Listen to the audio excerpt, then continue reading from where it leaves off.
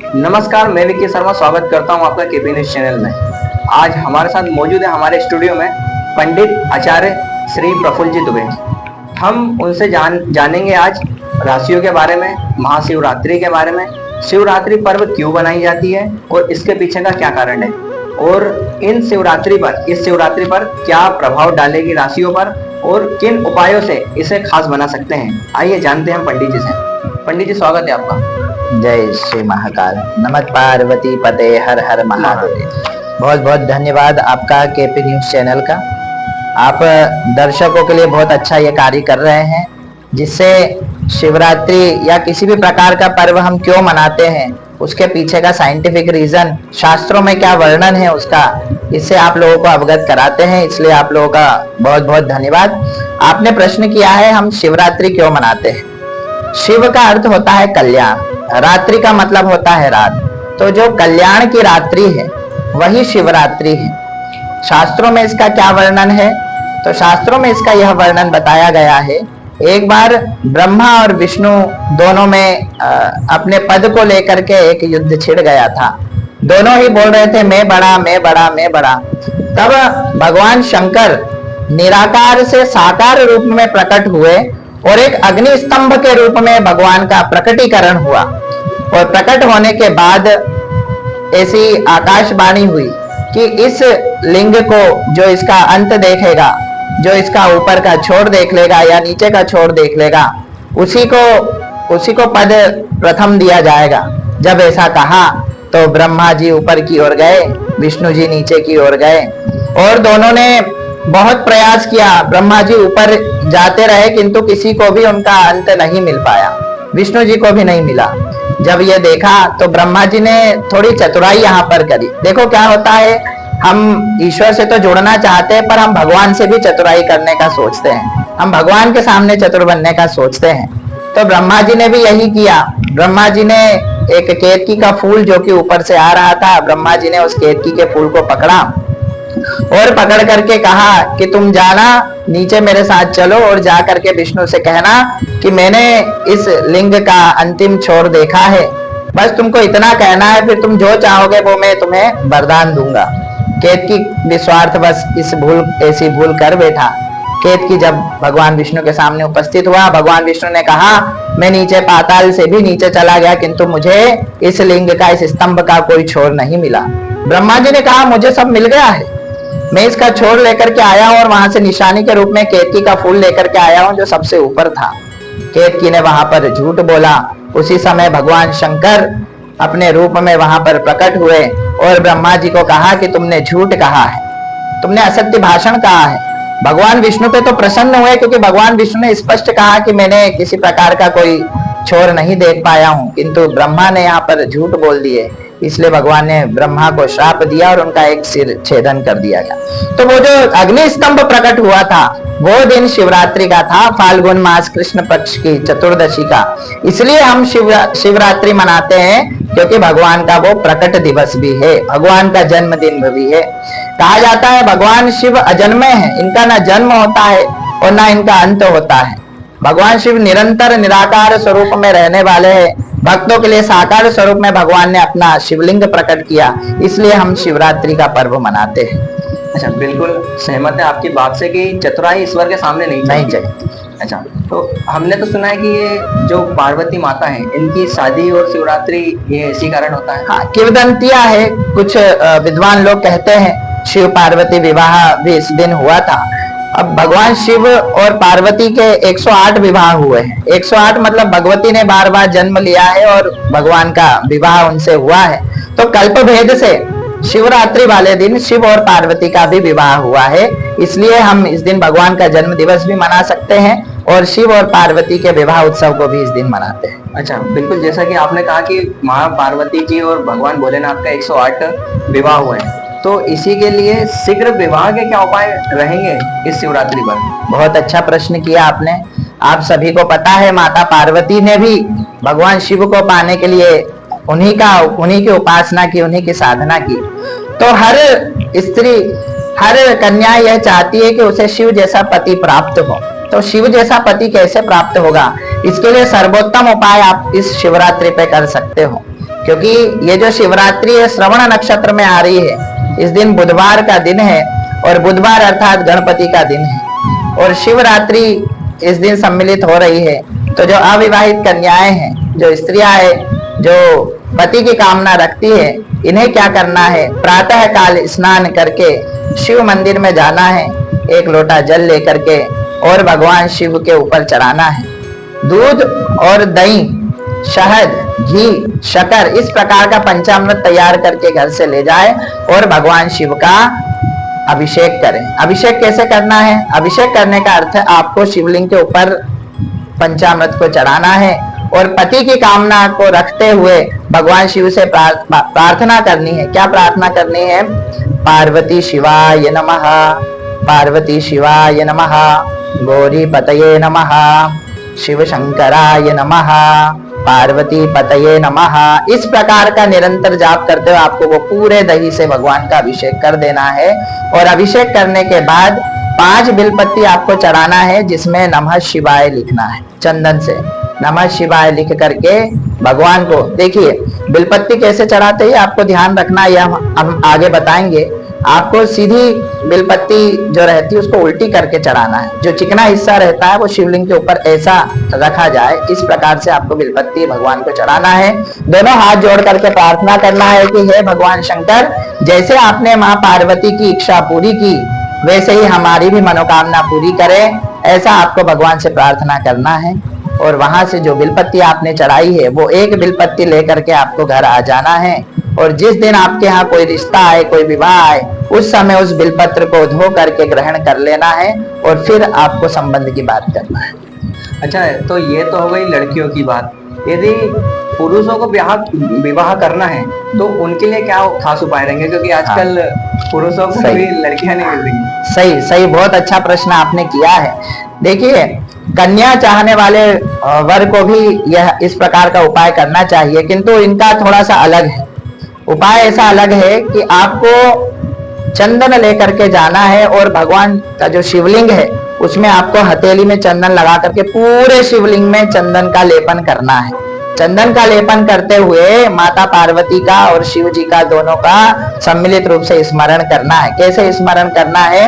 तो भगवती कात्यायनी पतये नमः, ऐसा करते हुए आपको शिवलिंग पे चंदन का लेप करना है और उसके बाद जो सामान्य पूजा आप करते हो, बिलपत्ती, फूल और जल से आपको अभिषेक करके बिलपत्ती फूल चढ़ाना है और उस बिलपत्ती को आपको भी घर लेकर के आना है। जब आपके संबंध वाले कोई देखने आएंगे उस समय पे आपको उसको ग्रहण करना है। भगवान शिव निश्चय ही आपकी मनोकामना पूरी करेंगे। अच्छा, तो ये तो हो गई थी विवाह की बात। अब विवाह तो हो जाता है, उसके बाद में जब जरूरतमंद पड़ती है धनराशि की, तो धन की भी बहुत आवश्यकता रहती है। तो इसीलिए धन प्राप्ति के क्या उपाय रहेंगे और कैसे इन उपायों से धन की प्राप्ति कर सकते हैं? बहुत बहुत उत्तम प्रश्न आपने किया है। धन की आवश्यकता सभी को रहती है। एक समय ऐसा ही हुआ, भगवान शिव जी से पार्वती ने कहा हमारा भी घर होना चाहिए, तो धन की आवश्यकता थी। पार्वती जी से जब शंकर जी ने कहा कि हमारे पास तो कुछ नहीं है, हम शमशान में रहते हैं, तो पार्वती ने बार बार हट किया। हट करने के बाद भगवान के पास जो कुछ भी था उससे भगवान ने महल बनवाया और महल बनवा करके अपने यहाँ पे पूजा। उस समय पे विद्वान हुआ करते थे रावण, दशानन उस समय पे विद्वान हुआ करते थे। उन्हें पूजा के लिए बुलाया और पूजा होने के बाद रावण ने दक्षिणा, अब दक्षिणा के लिए भगवान के पास कुछ था नहीं, जो भी संपत्ति थी सब घर बनाने में लगा दी, महल बनाने में लगा दी।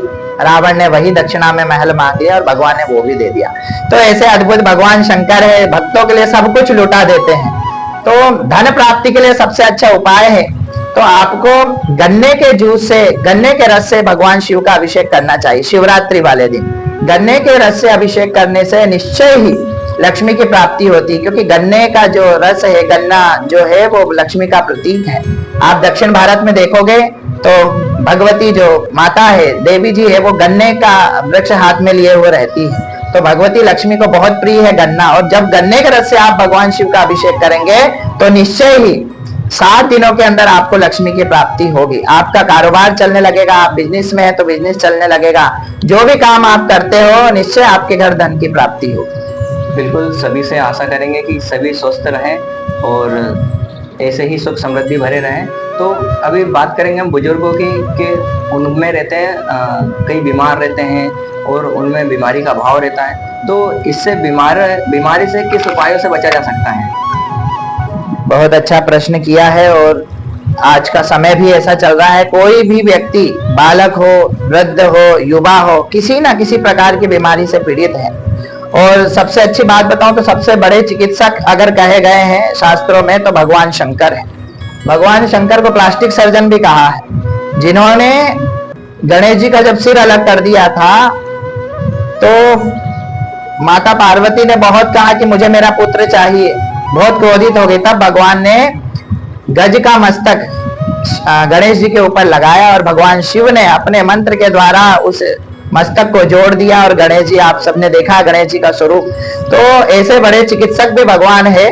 तो भगवान की लीला अपरंपार है। आपको उपाय बताता हूँ। हम लोग ब्राह्मण लोग, आप लोगों ने देखा होगा, जब भी कोई बीमार पड़ता है, किसी रोग से पीड़ित रहता है, तो ब्राह्मण लोग महामृत्युंजय जप करते हैं, महामृत्युंजय का जाप करते हैं। मृत्युंजय, मृत्यु अर्थात मौत, मृत्यु, और जय मतलब जीतने वाला। मृत्यु को जीतने वाला कौन है? तो एकमात्र भगवान शंकर है।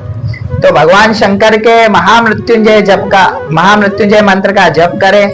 महामृत्युंजय मंत्र का जप नहीं कर पाओ तो शिवरात्रि के दिन आपको क्या करना है? दही लेना है। एक कटोरी में दही ले जा करके भगवान शिव का मृत्युंजय मंत्र, ठीक है, हम पूरा मंत्र अभी नहीं बता रहे हैं, हम आपको डिस्क्रिप्शन पे दे देंगे, किंतु आपको ओम त्र्यंबकम यजामहे सुगंधिम पुष्टिवर्धनम उर्वारुकमे वंदना मृत्युर्मुक्षी अमामृतात् बोलते हुए उस दही को चढ़ाना है और भगवान शंकर से निरोगी काया की आपको कामना करना है कि मैं स्वस्थ रहूं। ऐसा करने से निश्चय ही आपको यह उपाय शिवरात्रि से लेकर सोमवार, क्योंकि बुधवार को शिवरात्रि आ रही, सोमवार तक आपको लगातार प्रतिदिन उस उपाय को करना है, तो निश्चय ही आप निरोगी हो जाएंगे। बिल्कुल। तो अभी सभी ने जाना हमने शीघ्र विवाह के उपाय, वरों के लिए, वधुओं के लिए, उसके बाद हमने धन प्राप्ति के लिए जाना, उसके बाद हमने स्वस्थ जीवन के लिए जाना। अब यदि हम सभी लोग राशिवार जानेंगे तो सभी लोगों की अलग अलग राशियां रहती हैं, तो उसके बारे में जानेंगे कि कौन सी राशि को इस महाशिवरात्रि कौन से उपाय करने से, कौन से ग्रह नक्षत्रों से लाभ मिलेगा और क्या लाभ उन्हें मिलेंगे इस बार। हाँ, बहुत अच्छा प्रश्न किया आपने। ये जो शिवरात्रि है, फाल्गुन कृष्ण चतुर्दशी को बुधवार के दिन जो शिवरात्रि आ रही है, इस दिन कुंभ राशि में सूर्य, बुध और शनि त्रिग्रह एक ही राशि में रहेंगे। सूर्य और बुध कुंभ राशि में बैठ करके बुधादित्य योग बना रहे हैं और शनि भी इसके साथ बैठा है। त्रिग्रह का योग यह बन रहा है, बहुत शुभ है। और इस दिन की पूजा विशेष फल प्रदान करने वाली होगी। ये अवसर बार बार नहीं आएगा। ये शिवरात्रि बहुत विशेष है, बहुत अद्भुत सहयोग बना हुआ। श्रवण नक्षत्र में यह शिवरात्रि आई है, बुधवार का दिन भी है, इसलिए यह अवसर आपको बिल्कुल भी नहीं छोड़ना है। तो राशि अनुसार हम आपको बता रहे हैं कि किस किस प्रकार के आपको उपाय करने हैं। सर्वप्रथम मेष राशि वालों के लिए हम उपाय बताएंगे। मेष राशि वालों को क्या करना है? भगवान शिव का दूध से अभिषेक करना है। दूध से अभिषेक करने के बाद ओम तत्पुरुषाय नमः, ओम तत्पुरुषाय नमः, ओम तत्पुरुषाय नमः, इस प्रकार का मंत्र बोल करके आपको भगवान को दूध से अभिषेक करना है। निश्चय ही यह विशेष प्रयोग बता रहे हैं हम राशि के अनुसार, इससे आपकी जो भी इच्छा है वह पूरी होगी। इसके बाद हम बात करते हैं वृषभ राशि वालों की। वृषभ राशि वाले को क्या करना है? आप लोगों को दही से भगवान शिव का अभिषेक करना है शिव मंदिर में जाकर के, या अपने घर पे भी अगर शिवलिंग है तो आपको वह दही चढ़ाना है और बोलना है ओम चंद्रशेखराय नमः, ओम चंद्रशेखराय नमः, ओम चंद्रशेखराय नमः। ऐसे 11 बार आपको इस मंत्र का जाप करते हुए दही अर्पित करना है। इसके बाद हम बात करेंगे मिथुन राशि वालों की।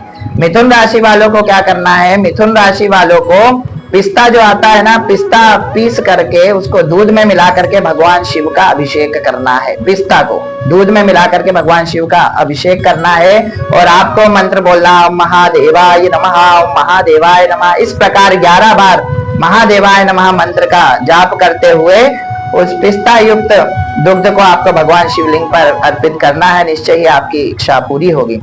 इसके बाद मिथुन राशि के बाद हम कर्क राशि वालों की बात करेंगे। कर्क राशि वालों को ओम सोमाय नमः का जप करना है। ओम सोमाय नमः बोलते हुए आपको पंचामृत से अभिषेक करना है। पंचामृत दूध, दही, घी, शहद और शक्कर, ये 5 चीजें मिला करके आपको शिवलिंग पे चढ़ानी है और बोलना ओम सोमाय नमः, ओम सोमाय नमः, ओम सोमाय नमः। इसके बाद वाली राशि आती है सिंह राशि। सिंह राशि वालों को क्या करना है, तो सिंह राशि वालों के लिए आपको शहद से भगवान शिव का अभिषेक करना है। शहद ले जाना है एक कटोरी में और शहद चढ़ाते हुए भगवान शिव का ध्यान करते हुए आपको बोलना ओम अघोराय नमः, ओम अघोराय नमः, ओम अघोराय नमः। इस प्रकार 11 बार अघोराय नमः मंत्र बोलते हुए शिवलिंग पर चढ़ाना है। फिर हम बात करेंगे कन्या राशि वालों की। कन्या राशि के जातक, आप लोगों को क्या करना है, आपको गन्ने के रस से भगवान शिव का अभिषेक करना है। 1 गिलास गन्ने का रस आपको लेना है और शिवलिंग पे चढ़ाते हुए आपको बोलना ओम ईशानाय नमः, ओम ईशानाय नमः, ओम ईशानाय नमः। इस प्रकार से मंत्र बोलते हुए आपको 21 बार यह गन्ने का रस चढ़ाना है। कन्या के बाद हम बात करेंगे तुला राशि वाले जातकों की। तुला राशि वाले जातक, आप लोगों को नारियल पानी लेके जाना है। 1 गिलास नारियल पानी से भगवान के ऊपर, शिवलिंग के ऊपर चढ़ाना है। और आप लोगों के लिए जो मंत्र है वह है ओम वागदेवताय नमः, ओम वागदेवाय नमः, ओम वागदेवाय नमः। इस प्रकार से 11 बार तुला राशि के जातकों को यह मंत्र बोलते हुए गन्ने के रस, नारियल पानी को आपको चढ़ाना है। तो दूध में चंदन मिश्रित करना है। दूध में चंदन मिश्रित करके भगवान शिवलिंग के ऊपर आपको चढ़ाना है, वृश्चिक राशि वालों को। और एक ध्यान रखना आपको, आप जो पात्र का उपयोग कर रहे हो वह पात्र में आप जल ना पियो। जल ना पियो का अर्थात उसको झूठा ना करो, ठीक है। आप घर से जो भी पात्र लेकर के जाते हो उसको झूठा नहीं करना है, ठीक है। तो आपको वह पात्र लेना है और आपको बोलना है शंभवाय नमः, शंभवाय नमः, शंभवाय नमः। ऐसे 11 बार बोल करके आपको चंदन मिश्रित दुग्ध चढ़ाना है भगवान शंकर को। फिर हम बात करेंगे धनु राशि वालों को। धनु राशि वाले, आप विशेष ध्यान रखें, आप लोगों को केसर युक्त जल चढ़ाना है।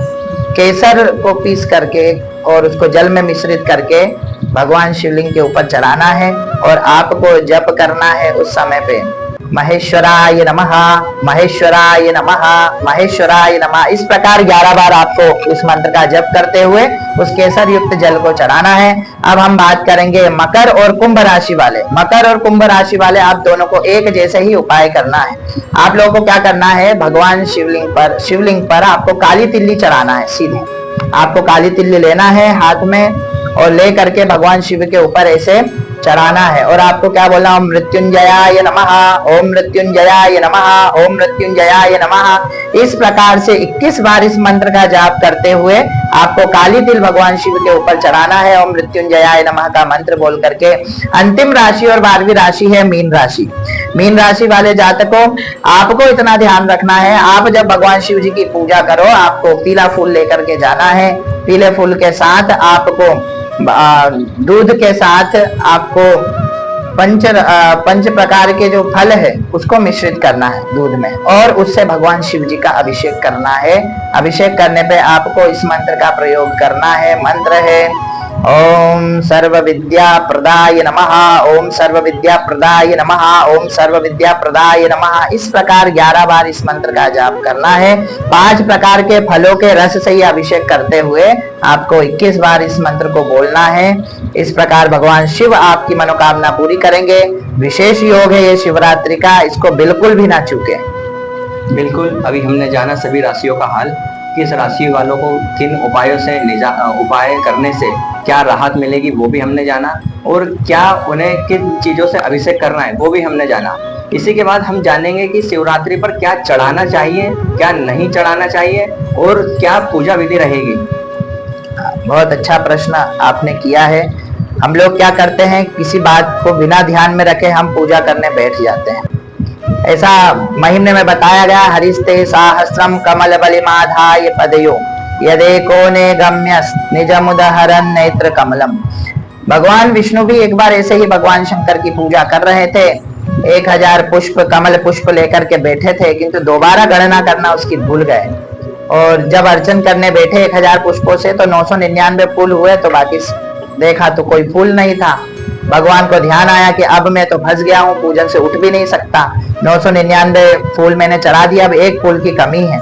और 1000 नाम भगवान के अर्चन सहस्त्रार्चन होता है, तो करे क्या। तब भगवान विष्णु ने सोचा कि लोग दुनिया मुझे कमल नयन कहती है।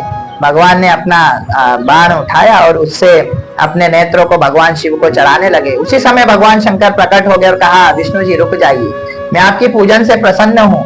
आपने ये भावना करी, देखो भगवान विष्णु ने भावना करी और अपनी आंखें निकालने लगे। उस समय भगवान प्रसन्न होकर के विष्णु जी के सामने खड़े हो गए और भगवान शिव ने भगवान विष्णु को सुदर्शन चक्र प्रदान किया। भगवान देवताओं ने भी भगवान शिव की पूजा की है और उनसे भी भगवान प्रसन्न हुए हैं। मनुष्यों, पशुपति हम भगवान को क्यों कहते हैं? क्योंकि पशुओं के भी देवता अगर कोई है तो वो शंकर ही है, इसलिए हम उनको पशुपतिनाथ कहते हैं। तो आपने बहुत अच्छा प्रश्न पूछा है कि हमें क्या सामग्री चढ़ानी चाहिए, क्या सामग्री नहीं चढ़ानी चाहिए। तो विशेष चीज आपको बताऊं तो शिवरात्रि के दिन आप लोगों को भगवान शंकर को खीर का भोग अवश्य लगाना चाहिए, केसर युक्त खीर का भोग। आप मंदिर नहीं जा पा रहे हो, आपको घर पे ही भगवान शिव को भोग लगाना है खीर का। अब ध्यान रखना है कैसे पूजन करना है, तो पूजन की विधि हम भी आपको बता देते हैं। प्रातः काल ब्रह्म मुहूर्त में उठ करके आपको स्नान करना है, सूर्य को जल चढ़ाना है और सूर्य को जल चढ़ाने के बाद आपके आसपास अगर शिव मंदिर है तो वहां पर अवश्य जाए, भगवान शिव की विशेष पूजा करें। विशेष पूजा के लिए हम आपको सामग्री भी बता देते हैं। आपको जल 1 लोटा, दूध, दही, घी, शहद, शक्कर, इसका पंचामृत आप तैयार करें। एक शहद की शीशी अलग रखें, घी अलग रखें और ये रखने के बाद आप कच्चा सूत रखें भगवान को लगाने के लिए, भगवान को चढ़ाने के लिए। धतूरा मिल जाए बहुत अच्छी बात है, आंख के फूल मिल जाए, आपको आंकड़े के फूल मिल जाए बहुत अच्छी बात है। बेर भगवान को चढ़ाइए, शमी पत्र चढ़ाइए, बिल्व पत्र चढ़ाइए। इस प्रकार से भगवान शिव की पूजा। किंतु ध्यान रखें केतकी का फूल नहीं चढ़ाए। हाँ, केवड़े का फूल भगवान शिव को नहीं चढ़ता है, इसलिए केवड़े का फूल लेकर के नहीं जाए। आपको जो सामग्री बताइए इन सबसे पंचोपचार भगवान का सूक्ष्म से सूक्ष्म पूजन करें। दूसरी बात हम बता देते हैं कि मंदिरों में बहुत भीड़ रहती है, तो कोशिश करें ब्रह्म मुहूर्त में आप चले जाएं। अभी हम आपको आगे 4 पहर की पूजा भी बताएंगे। जय श्री महाकाल जी। अच्छा, तो आपने जाना अभी पंडित जी से कि क्या करना चाहिए और क्या नहीं करना चाहिए। तो इसी क्रम में एक प्रश्न मेरे दिल में आया था पंडित जी कि जिसके पास कुछ सुविधा नहीं है या फिर समय ही नहीं है, अपने ऑफिस जा रहा है काम से, या फिर जो महिला है और वो महामारी के दौरान है तो वो भी मंदिर नहीं जा पा रही है, तो उन्हें क्या उपाय करना चाहिए जिससे भगवान शिव प्रसन्न हो जाए? बहुत अच्छा प्रश्न आपने किया है। देखिए भगवान शिव की बहुत सारी विशेषता है। भगवान भाषा वैज्ञानिक है, भगवान बहुत बड़े चिकित्सक है और भगवान शंकर बहुत बड़े योगी भी है, इसलिए इनको आदि योगी कहा है। ठीक है, इनके समान कोई योगी हुआ ही नहीं है। तो हम आपको उपाय बताना चाहेंगे। अगर आप मंदिर नहीं जा सकते हैं, आप कोई उपाय नहीं कर सकते, तो आपको पद्मासन में बैठना है। पद्मासन की मुद्रा में आपको बैठना है और ये से ज्ञान मुद्रा आपको हाथों की बनानी है और बना करके आपको ऐसे हाथ रखना है। ऐसे हाथ रख करके आपको भगवान शिव का चिंतन करना है। चिंतन करने का अर्थ है, हम लोग एक मंत्र बोलते हैं, आप सभी को याद है, ये कर्पूर गौरम करुणावतारम संसार सारम भुजगेंद्रहारम सदा वसंतम हृदयारविंदे भवम भवानी सहितम नमामि। ऐसे भगवान शिव का स्वरूप जो है वो गौर वर्ण का, कर्पूर के समान भगवान गोरे हैं। ऐसे आंख बंद करके आपको बैठना है और भगवान के शरीर को, भगवान के स्वरूप का आपको ध्यान करना है कि कैसे भगवान शिव के सिर पर जटाएं है और जटा के ऊपर सुंदर सा चंद्रमा, अर्धचंद्र दिखाई दे रहा है। गंगा का प्रवाह कैसे भगवान शिव की जटा से बह रहा है। भगवान का स्वरूप, गले में कैसे नाग बैठा हुआ है। भगवान के कानों के कुंडल आप देखोगे तो बिच्छू के कुंडल भगवान ने पहने हुए हैं। ऐसे भगवान का जो ध्यान वाला स्वरूप है, उस ध्यान वाले स्वरूप का आपको ध्यान कर, आपको कोई मंत्र बोलने की जरूरत नहीं है। आप नहीं कुछ कर पा रहे हो, आप ऑफिस में बैठे हो, आप बिजनेस में बैठे हो, आप मंदिर नहीं जा पा रहे हो, आपको केवल आंख बंद करके भगवान के स्वरूप का ध्यान करना है। निश्चय ही इस ध्यान से अगर 1 मिनट 2 मिनट भी आपने ध्यान कर लिया तो पूरी पूजा का फल आपको मिल जाएगा, क्योंकि ध्यान सबसे बड़ी चीज है। ध्यान, भगवान शिव 24 घंटे लगाए बैठे हैं, भगवान कैलाश पे बैठे हैं, किंतु हमेशा भगवान ध्यान मुद्रा में ही बैठे हैं। तो आप अगर कुछ नहीं कर पा रहे, आपके पास धन भी नहीं है, कुछ भी नहीं है, तो आप ध्यान में भगवान के बैठ जाए, भगवान के स्वरूप का ध्यान करें, निश्चय ही आपकी मनोकामना भगवान शंकर पूर्ण करेंगे। बिल्कुल, अभी हमने विभिन्न प्रकार के उपाय जाने पंडित जी से, और इसी क्रम में हमने पिछला एपिसोड बनाया था नर्मदा जयंती पर। उसी को लेकर हमारे पास एक मैसेज आया था कुंडली को लेकर कि पंडित जी इस दौरान कुंडली भी बताइए। तो उसी को लेकर एक कुंडली हमारे पास आई है, और आने वाले समय में यदि आप कमेंट करते हैं आपकी कुंडली तो आपकी डेट ऑफ बर्थ, तो हम आपको लकी कलर बनाएंगे और आपकी ग्रह स्थिति को बताकर आपके लिए खास उपाय बताएंगे। उसी को लेकर एक कुंडली आई है, आइए देखते हैं पंडित जी से। जी, हमारे पास कुंडली आई है जिनका डेट ऑफ बर्थ है 28 मार्च 2003, दोपहर में 1:30 का इनका जन्म है, और इनकी जो लग्न है कर्क लग्न है। कर्क लग्न में इनके लग्नेश बने हैं बृहस्पति। देखिए, बृहस्पति गुरु अगर लग्न में बैठता है तो 1000 दोष कुंडली के खत्म करता है। गुरु अगर लग्न में बैठा है तो आपके जो अशुभ ग्रह भी है वो भी आपको उतना अशुभ फल नहीं दे पाएंगे, क्योंकि गुरु वहां पर बैठा है। तो ये जातक की जो कुंडली हमारे पास आई है, इनके लग्न में ही बृहस्पति बैठे हैं। भाग्य भाव जो कि इनका मीन राशि में सूर्य और बुध का बुधादित्य योग बना है, बहुत श्रेष्ठ योग है। इन्हें निश्चय ही भगवान शिव की उपासना करनी चाहिए। हमने जो कर्क राशि के लिए उपाय बताए हैं वो इन्हें करना चाहिए, क्योंकि इनकी लग्न कर्क है, राशि इनकी मकर है। मकर राशि इनके राशि स्वामी शनि है, और शनि बैठे हुए हैं एकादश भाव में। देखिए, बहुत सुंदर इनकी कुंडली है। ये जातक अभी इनका हम देखें तो एकादशी का इनका जन्म है। वर्तमान में इनकी स्थिति सारी अच्छी चल रही है, एजुकेशन सेक्टर में भी ये बढ़िया है। थोड़े से इनको ग्रह शरीर को लेकर के पीड़ित कर सकते हैं, क्योंकि केतु जो है पंचम भाव में बैठा है और वृश्चिक राशि में बैठा है, जिस कारण इन्हें थोड़ी सी हेल्थ संबंधित समस्या हो सकती है। किंतु गुरु बैठा है तो 100% समस्या नहीं होने देगा, ये इसको रोक करके रखेगा। आज के लिए इतना ही।